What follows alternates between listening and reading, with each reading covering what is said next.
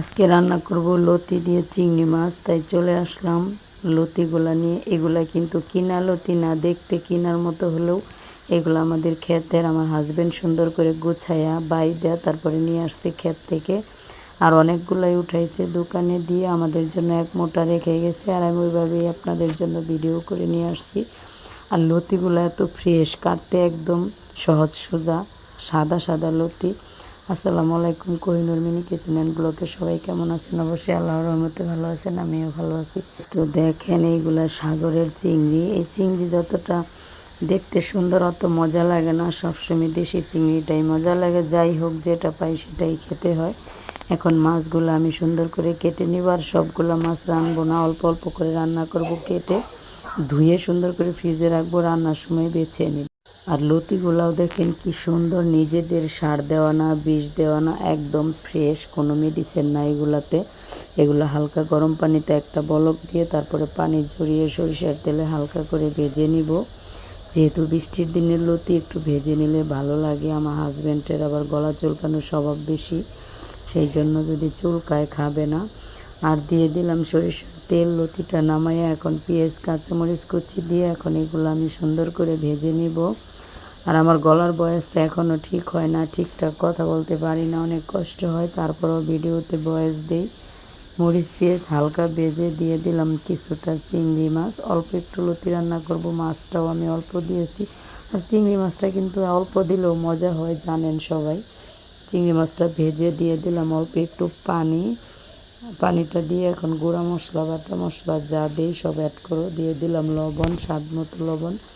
আমি লতিটা সিদ্ধর সময় অল্প লবণ দিয়েছিলাম, তাই জন্য বুঝে দিয়ে দিলাম রসুন বাটা, হলুদের গুঁড়া।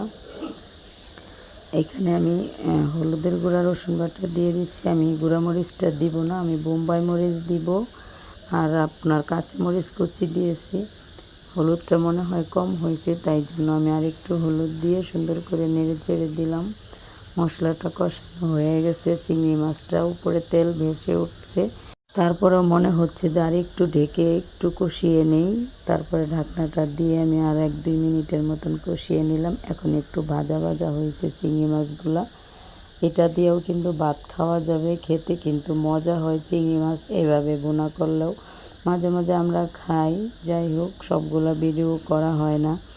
আর এই তো লতিটা আমি তেলে ভেজে রেখেছিলাম, একটু ভাপ দেওয়ার পরে 1 মিনিটের মতন ভাপ দেওয়া ছিল, বেশি না, খালি কুটকুট পানিটা যেন চলে যায় সেই জন্য। এখন আমি আলতু হাতে সুন্দর নেড়ে চেড়ে দিব।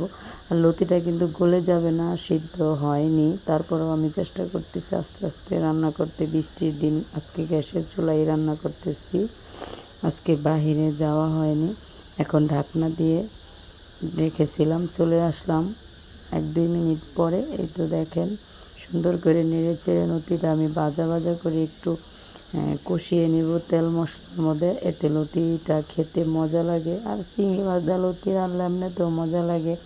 আর আমার কাছে বেশিরভাগ শুটকি দিয়ে মজা লাগে লতি চিংড়ি মাছের চেয়ে। আপনাদেরকে কোনটা দিয়ে খেতে পছন্দ করেন প্লিজ কমেন্টে বলবেন। আর আমি নতুন, প্লিজ আমাকে সবাই একটু সাপোর্ট করবেন, আমার পাশে থাকবেন। আর যে আমাকে সাপোর্ট করছেন বা আমার চ্যানেলটা সাবস্ক্রাইব করছেন তাকে অসংখ্য ধন্যবাদ। যে আজকে নতুন আছেন আমার ভিডিওটাতে, নতুন বন্ধু হয়েছেন, প্লিজ সাবস্ক্রাইব করে দিয়েন, লাইক দিয়ে ভিডিওটা দেখবেন। এখন আমার শ্বশুর বলতেছে আমার জন্য আম দাও, একটা কাঁচা আম সুন্দর করে কেটে উপরে দিয়ে দিলাম। আর দিয়ে দিব অর্ধেকটা বোম্বাই মরিচ গ্রানের জন্য। এই তো দেখেন এখানে আমি অল্প অল্প একটু দিছি, প্রচুর ঝাল, বোটা সহ দিছি, বোটার অংশ যেন ধরে আবার উঠিয়ে দেখানো যায় বা খাওয়া যায়। কারণ লতি সবুজ, মরিচটাও সবুজ, একসাথে যদি গলে যায় তাহলে খাওয়াটা অসম্ভব হয়ে যাবে। আমি অতটা জাল খেতে পারি না। আমার হাজব্যান্ড বোম্বাই মরিচের জালটা অনেক পছন্দ করে, আমার শ্বশুরও। ওদের সমস্যা হবে না, সমস্যাটা আমার আর শাশুড়ি মার হবে, তাই জন্য দিয়ে দিলাম। এখন আমি ঢাকনা দিয়ে সুন্দর করে দমে রেখে দিব। চুলার আঁচটা কমিয়ে চুলার উপরে বসিয়ে রাখবো। আমটাও সিদ্ধ হবে, মরিচের ঘ্রাণটা একদম বের হয়ে লতি একদম ঘিরে যাবে।